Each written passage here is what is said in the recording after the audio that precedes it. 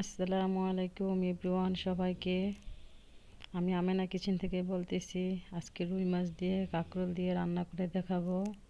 কড়াইতে তেল বসিয়ে তেল গরম করে কাঁকরোলগুলো ভেজে নেব কিছুক্ষণ। এই যে কাঁকরোলগুলো নেড়ে ছেড়ে ভালো করে ভেজে নেব। কাঁকরোলগুলো এইভাবে ভেজে রান্না করলে তরকারি অনেক স্বাদ হয় খেতে। আমার কাঁকরোল ভাজা শেষ, এখন উঠিয়ে নিব। কাঁকরোল ভাজা ওই তেলের মধ্যে মাছগুলো ভেজে নিব। এক এক করে সবগুলো মাছ দিয়ে দিচ্ছি।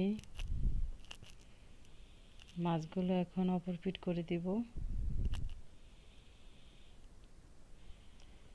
ভালো করে ভেজে নিব। আমার মাছ ভাজা শেষ। ওই তেলের মধ্যে একটু পেঁয়াজ কুচি দিয়ে দিচ্ছি, রসুন বাটা দিয়ে দিচ্ছি, আদা বাটা দিয়ে দিচ্ছি,